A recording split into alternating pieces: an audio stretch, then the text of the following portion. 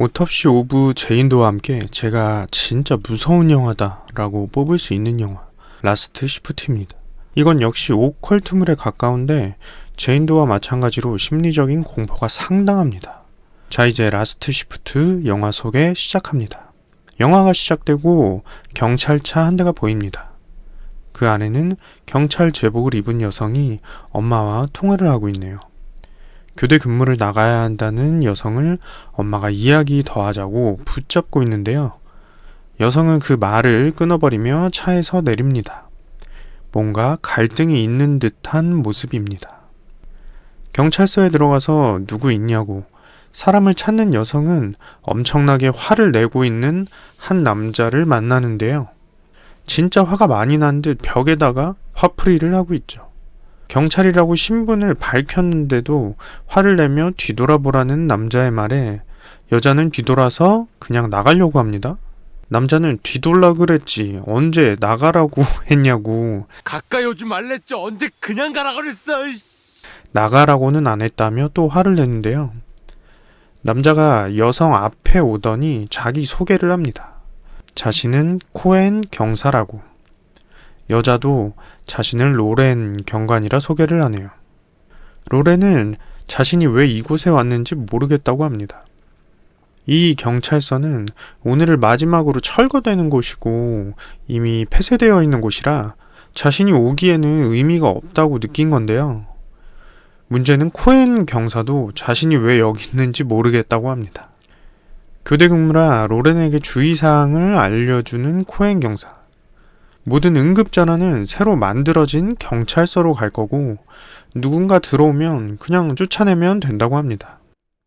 경찰서 내에 있는 위험물들에 대해 말해주며 어제 왔어야 하는 위험물 처리반이 오늘 온다고 합니다. 밤 10시에서 새벽 4시 사이에 온다는군요. 그래서 절대 자리를 비우지 말라고 당부하는 코엔 경사. 그렇게 경찰서에 키를 넘겨주며 로렌의 경찰서 지키기가 시작됩니다. 책이나 읽으며 아주 익숙한 자세로 혼자 경찰서를 지키고 있는 로렌. 그때 긴급하게 전화 한 통이 울립니다. 놀랍게도 이미 영업이 끝난 경찰서에 도와달라는 전화가 오는데요. 어린 여자아이의 목소리로 자신은 갇혀있고 다른 사람이 다 죽은 것 같다고 합니다. 다급하게 주소를 알려달라는 로렌의 질문에 답은 없고 곧이어 전화가 끊어집니다. 당황한 로렌은 경찰서에서 경찰서로 신고 전화를 하는데요. 현재 이곳은 아무런 일도 할 수 없는 무늬만 경찰서였기 때문이죠. 전화를 받은 경찰관은 왜 신고 전화가 폐쇄된 그곳으로 갔냐며 모든 전화는 새 경찰서로 오게끔 만들어놨다고 하는데 서로 이유는 알 수 없습니다. 하지만 신고 전화를 한 자의 주소나 정보를 알 수 없었던 로렌은 뚜렷한 뭔가를 말해줄 순 없었죠. 문제가 생기면 다시 연락 주겠다는 말을 끝으로 전화를 끊습니다. 시간은 이제 오후 10시. 아침까지 버텨야 하는 로렌에겐 지루한 시간입니다. 저녁을 샌드위치로 때우고 있는데요. 씹던 샌드위치에서 뭔가 이상한 느낌이 들어 입으로 꺼내보니 그건 겁나게 긴 머리카락 같은 물질이었습니다. 참 오늘 되는 게 없네요. 그때 누가 경찰서 문을 거칠게 두드립니다. 문을 열고 나가보니 아무도 없어서 다시 경찰서로 들어가려는 찰나 문제가 생깁니다. 경찰서 안에 웬 사람이 벌써 들어가 있었던 것이죠. 뒷모습을 보니 허름한 옷차림이 노숙자 같은 느낌인데 최악입니다. 바닥에다 오줌을 그대로 갈겨버리는 노숙자. 이런 망할이란 대사를 남기며 무력을 행사하려고 봉을 꺼내들죠. 곤봉을 들고 위협을 하니 노숙자는 의외로 순순히 밖으로 나갑니다. 오줌 묻은 바닥을 깔끔히 청소하고 아무도 없는 경찰서를 순찰하는 로렌. 탈의실로 보이는 곳에서 캐비넷들을 뒤지고 있던 로렌은 한 캐비넷에서 경찰관이 딸과 함께 찍은 사진을 발견합니다.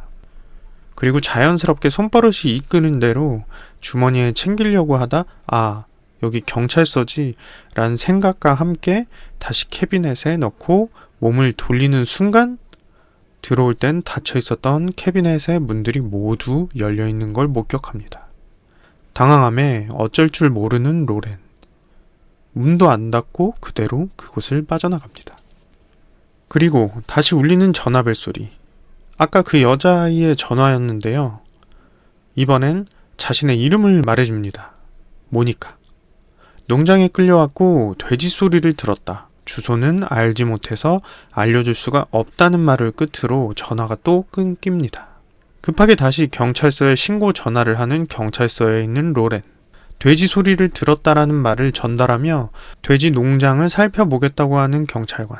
다음에 전화 오면 어떻게 하죠? 라는 물음에 119로 전화하라고 하는 말을 들은 로렌은 잡으려는 의지가 없어 보이는 걸 알고 실망한 기색입니다. 다시금 신고 전화가 오길 기다리며 책을 보고 있는데 갑자기 지 혼자 움직이는 파일 검색대. 돌리는 손잡이가 있는 걸 보면 자동은 아닌 것 같은데 자꾸 지 혼자 움직입니다. 로렌은 일어나서 뭐가 문제가 있나 살펴보고 이상이 없음을 확인하고 자리에 앉습니다.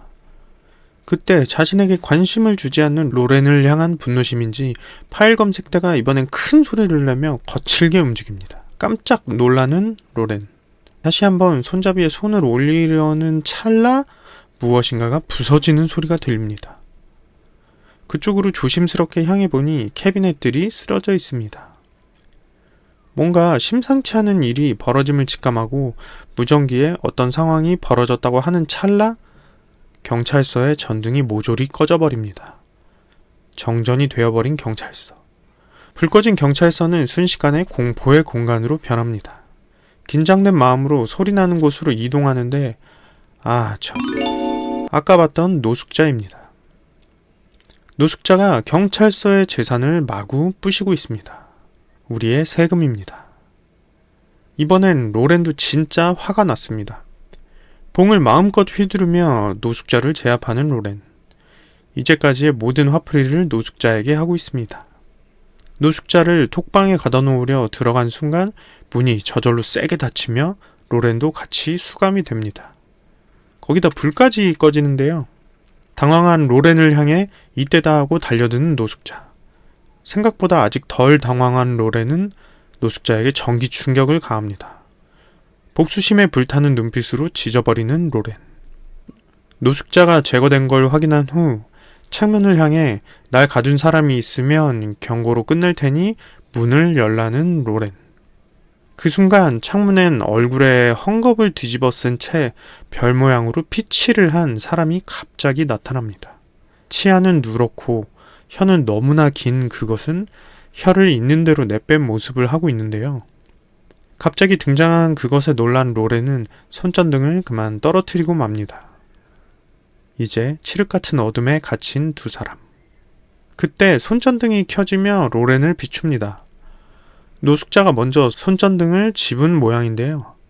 로렌을 비추던 손전등이 서서히 어디론가로 움직이더니 쓰러져 있는 노숙자를 비춥니다. 그럼 나를 비추는 건 도대체 누구지? 하는 찰나 그 빛이 말합니다.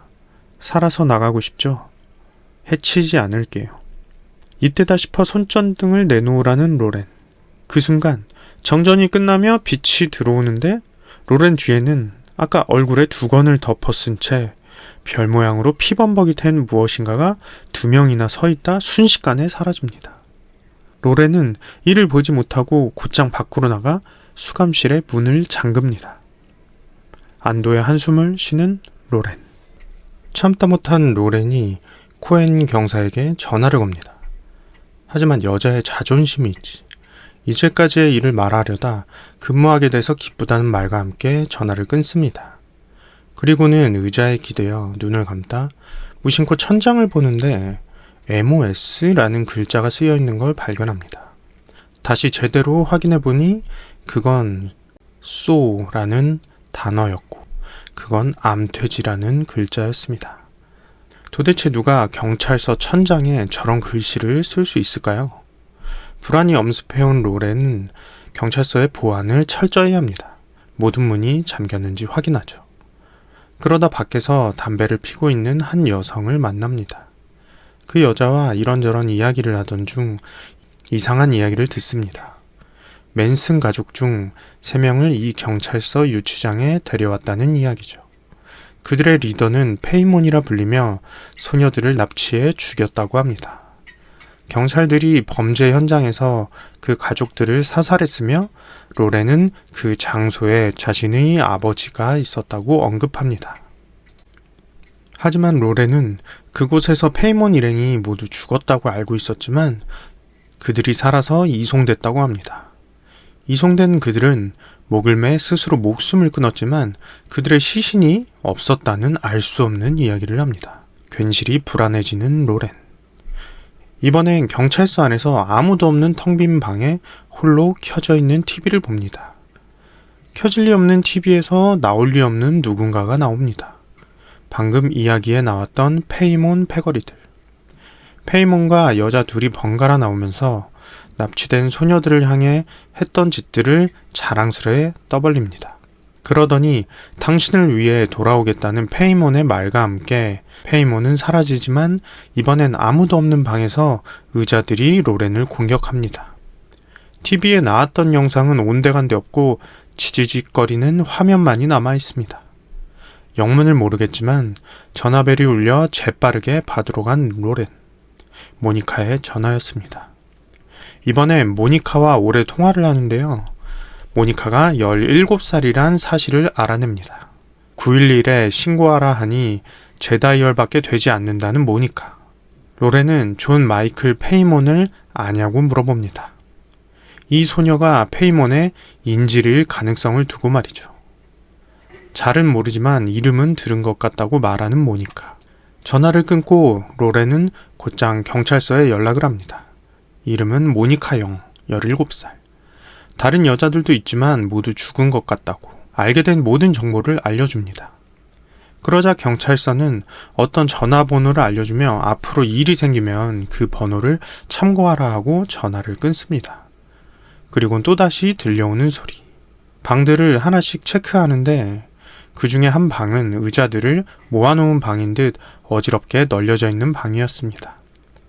그리고는 다른 곳에서 소리가 나 잠시 고개를 돌린 사이 방에 있던 모든 의자들이 탑처럼 쌓여 있습니다.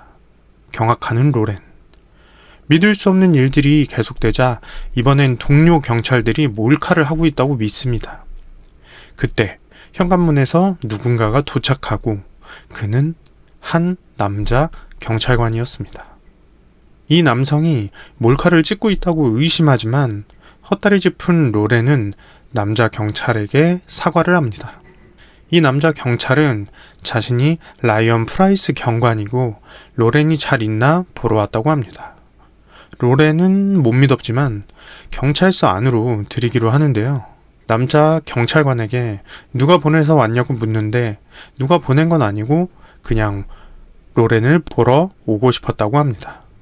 생각에 잠기다 사실 혼자 있는 것보다 누군가가 함께 있는 게 좋았던 로렌. 이때까지 자신에게 있었던 힘들었던 일을 라이언 프라이스에게 털어놓습니다. 라이언은 이야기를 듣더니 사실 로렌의 아버지와 아는 사이였고 아버지가 페이몬에게 돌아가신 날 같이 있었던 동료라는 걸 말합니다. 로렌의 아버지가 지켜준 덕분에 4명을 구할 수 있었지만 페이몬은 여자아이 6명과 로렌의 아버지 그리고 경찰 2명을 죽였다고도 말합니다. 그날의 자세한 이야기를 듣고 생각에 잠긴 로렌. 로렌을 본 라이언은 아버지가 정말 자랑스러워 하실 거라고 말하네요. 라이언은 그래서 로렌을 보러 왔던 것입니다. 그리고 이제 시간이 됐다며 가야겠다는 라이언을 로렌이 조금 더 있다 가라고 말립니다. 더 있고 싶지만 그럴 수 없다며 도움이 필요하면 전화하라는 스윗한 라이언 경관. 그러면서 뒤돌아 나가는데 라이언 경관의 뒤통수에는 총에 맞은 듯 커다란 구멍이 뚫려 있었고 그 구멍으로 뇌수가 흘러나와 있습니다. 그 상태로 나가버리는 라이언. 그 뒤통수를 본 로렌은 얼굴이 굳습니다. 재빨리 쫓아나가지만 현관문을 여는 흔적도 없이 사라진 라이언. 자신이 본 장면을 믿을 수가 없어 라이언을 찾는 로렌의 귀에는 이상한 소리들이 들립니다. 소리에 시달리다 현관 쪽을 보니 복면을 쓴 남자가 엎드린 채 바닥에서 쓱 나오더니 마치 중력이 없는 것처럼 허공에 저절로 뜹니다. 복면은 위까지 덮여 있고 피가 얼룩져 있습니다. 두려움에 벌벌 떠는 로렌. 허공에서 바닥으로 착지한 남자는 이제 로렌을 향해 천천히 걸어옵니다. 마치 뼈가 없는 것처럼 이상한 걸음걸이로 걸어오는데요. 그러더니 몸부림을 치고 이윽고 사라집니다. 그 순간 노숙자가 살려달라고 소리를 치는데요. 이를 들은 로렌은 노숙자가 갇혀있는 감금실로 가봅니다. 노숙자의 뒤에 보이는 건 아까 봤던 복면의 남자와 두 여자가 목이 매달려 목을 사정없이 흔들고 있는 모습이었습니다. 아까 언급했던 페이몬 패거리 같아 보입니다. 공포에 몸부림치는 노숙인. 노숙인을 차마 열어주지 못하고 뒤돌아가는 로렌. 노숙인은 열어줘야지. 로렌은 다시 환영을 봅니다. 그곳에는 7명의 소녀가 앉아 있었는데요. 로렌을 등지고 노래를 부르더니 뒤를 도는데 얼굴에 봉지가 쓰여져 있고 그 봉지에 검고 큰 구멍과 피범벅이 묻은 채 로렌을 쳐다봅니다. 한 명씩. 그리고 저절로 닫힌 문에 놀란 로렌이 뒤를 도는 사이에 사라져버린 소녀들. 밖으로 나가자 이번엔 증거물품들이 누가 침입한 듯 어지럽게 널려 있습니다. 천장에는 주사기도 꽂혀 있고 말이죠. 이제는 도저히 못 참겠는 로렌이 다시 코엔 경사에게 전화를 겁니다. 근무를 마칠 수 있을지 모르겠다는 약한 소리를 하는데요. 근데 이 정도면 약한 소리가 아니고 참을 만큼 참은 것 같아요. 하지만 아무것도 모르는 코엔 경사는 빈 경찰서에서 하룻밤도 못 지내는 경찰이라고 돌려까기를 시전합니다. 거기다 아버지를 닮지 못한 딸이라는 말을 듣는 순간 다시 힘을 내기로 하죠. 하지만 진짜 이곳은 도저히 못 있겠나 싶어 밖에 있는 순찰차로 나가 있으려는 찰나 다시 전화가 옵니다. 드디어 탈출했다고 전화한 모니카. 순간 상황이 긴박해집니다. 탈출했지만 자신이 죽을 거라는 모니카의 말에 무기를 찾아보라고 조언하는데요. 그 순간 전화가 끊깁니다. 로렌은 곧장 새로운 경찰서로부터 받은 전화번호로 전화를 겁니다. 무슨 일이 생기면 걸어보라던 그 전화번호로 말이죠. 그곳으로 전화해 모니카 영의 위치를 찾았다고 하는 찰나 들려오는 목소리. 수화기 너머의 목소리는 모니카 영, 그 아이가 죽었다 말합니다. 믿을 수 없는 로렌은 방금 통화했다 말하지만 무려 1년 전에 죽은 아이라고 말하는 상대방. 페이몬 일가 대학살의 마지막 희생양이 바로 모니카 영이라고 합니다. 야구방망이에 참혹하게 맞아서 숲에서 시신으로 발견되었다는 사실과 함께 말이죠. 그리고 경찰서에 관한 진실 또한 말해주는데 낡아서 옮긴 경찰서가 아닌 그 경찰서에서 페이몬 일가가 자살하고 그 뒤로 이상한 일들이 일어나 폐쇄되었다고 말합니다. 남일 같지 않은 로렌. 그리고 통화 중 문 쪽에서 슥 하고 날라온 한 장의 사진을 보고 전화를 끊으며 그 사진에 다가가 보는데 그 사진은 자신의 죽은 아버지였습니다. 아버지가 총에 맞아 쓰러져 있는 사진이었죠. 사진을 들고 슬퍼하기도 전에 그 옆에는 그날 있었던 사건 현장의 사진들이 바닥에 흩뿌려져 있습니다. 모두 참혹한 사진뿐입니다. 사진엔 죽은 페이몬 일가와 소녀의 시신들, 그리고 얼굴이 익숙한 라이언 프라이스 경관이 죽어있는 모습도 찍혀 있습니다. 참혹한 모습에 눈을 감고 기도를 하는 사이 눈을 떠보니 이번엔 어지럽게 널려있던 그 사진들이 각을 맞춰서 일렬로 따다다다닥 정렬이 되어 있는데요. 놀랄 틈도 없이 이상한 소음에 귀를 막고 정신을 못 차리는 로렌, 그리고 쓰러집니다. 기절 후 눈을 떠보니 사진들은 온데간데 없고 텅 빈 복도에 혼자 쓰러져 있습니다. 일어나 보니 권총이 사라진 상황. 큰일 났습니다. 권총을 찾고 있는데 어떤 여성이 휙 하고 지나갑니다. 그 여자를 쫓습니다. 그러자 어디선가 갑자기 튀어나온 봉에 뒤통수를 한 대 맞고 기절 후에 책상에서 깨어나는 로렌. 어떤 여성이 자신의 권총을 갖고 로렌을 보고 웃고 있습니다. 하지만 로렌은 이제 지금 보이는 게 더 이상 진실이라고 믿지 않습니다. 여자의 정체는 페이몬과 같이 일을 저질렀던 여성 2명이 아닌 그날 따라가지 못한 여성이었는데요. 페이몬이 죽은 지 1년 되는 날을 축하한다면서 권총을 자신의 머리에다 대고 쏴버립니다. 당황하는 로렌. 권총을 되찾고는 그 자리를 떠납니다. 다시 울리는 전화벨. 모니카의 전화였습니다. 이제는 이 전화를 믿지 않는 로렌. 그러자 전화 속의 목소리는 깔깔대고 웃습니다.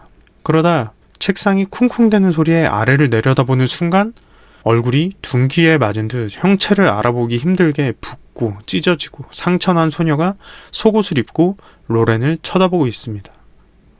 여기서 진짜 깜짝 놀랐어요. 모습을 보니 이 소녀가 모니카 영 같네요. 깜짝 놀라서 피하는 로렌. 그 흉측한 얼굴에 공포에 질린 모습입니다. 하지만 캐비닛 사이로 소녀의 얼굴이 보이고 마치 무엇인가를 찾고 있는 듯한 소녀. 이리저리 움직이더니 드디어 숨어있던 로렌을 찾습니다. 로렌을 발견하고 서서히 가까이 다가오는 소녀. 소녀는 로렌의 얼굴 바로 앞에서 멈춰서 죽기 싫어요 라는 말을 남기고는 사라집니다. 이젠 한계를 느끼며 밖으로 도망가려 하는데 갑자기 현관문은 잠겨있고 이성을 잃은 로렌은 현관문에 총을 쏴보지만 그 유리는 마치 총알을 흡수하며 아무렇지 않은 상태가 됩니다. 이 상황에서 전화가 오는데 이번엔 돌아가신 아버지의 전화. 로렌은 현실이 아니라고 믿는데도 불구하고 아버지기 때문에 아버지와 통화를 합니다. 자신의 목숨을 앗아간 놈이 경찰서에 있고 그 놈을 어떻게든 해달라는 아버지의 말을 끝으로 전화는 끊깁니다. 이러면 또 못 참죠. 그리고는 로렌의 뒤로 아까 그 노숙자가 슥 하고 지나가는데요. 문을 열어준 적도 없는데 어떻게 빠져나왔는지도 모를 노숙자를 향해 무릎을 꿇라고 말합니다. 순순히 무릎을 꿇는 노숙자. 엎드리라고 한 뒤 수갑을 채우려는 찰나 노숙자의 머리가 180도 돌아가서 등 쪽으로 머리가 돌아간 채로 로렌을 바라봅니다. 노숙자의 얼굴은 이전 노숙자의 얼굴이 아닌 눈알이 파인 듯 주변이 다 긁혀져 있고 그래서 빠져나올 듯한 눈알을 한 몰골로 로렌에게 비명을 지릅니다. 로렌도 지면 안 되죠.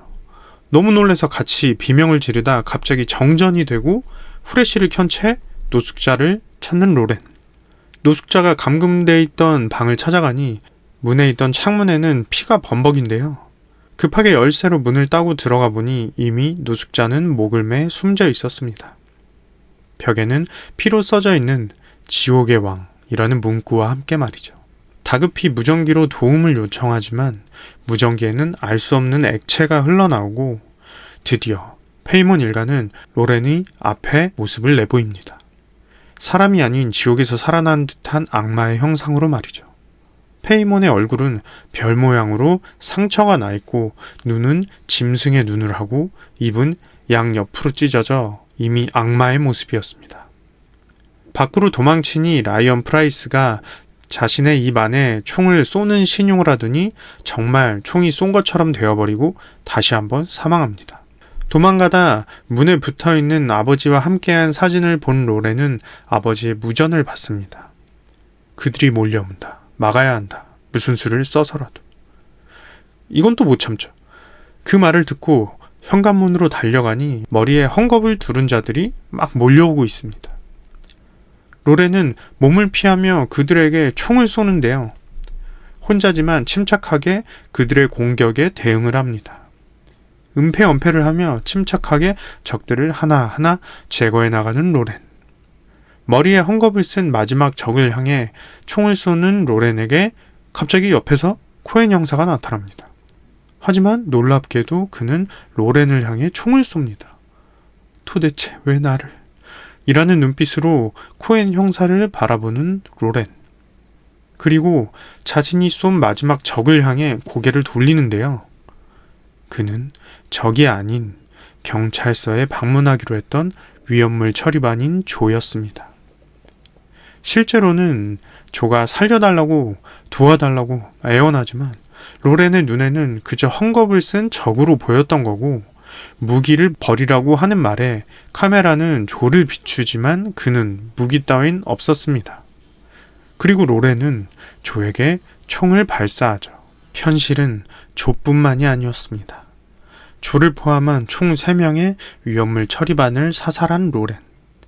믿을 수 없는 현실에 경악하는 눈으로 코엔을 바라보는데 코엔의 뒤에서 페이몬과 여성 2명이 로렌을 쳐다보더니 씩 웃고는 로렌의 머리에 헝겊을 씌우며 영화는 끝이 납니다.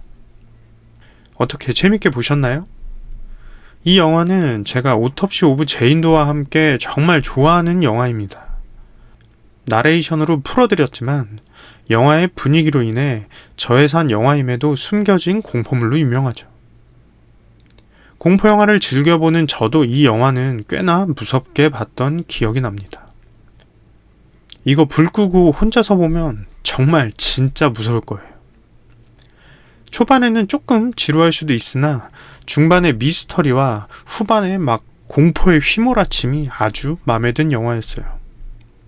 엔딩의 찝찝함이 호불호가 갈릴 수는 있지만 제인도나 이 영화나 엔딩이 주인공에겐 자비가 없네요. 유독 외국 오컬트물은 해피엔딩이 없는 찝찝한 내용으로 끝나는 것 같아요. 재밌게 보셨다면 구독과 좋아요 눌러주시면 큰 힘이 되니까요. 구독과 좋아요 부탁드릴게요. 다음번에도 재밌는 영화 들고 찾아올게요.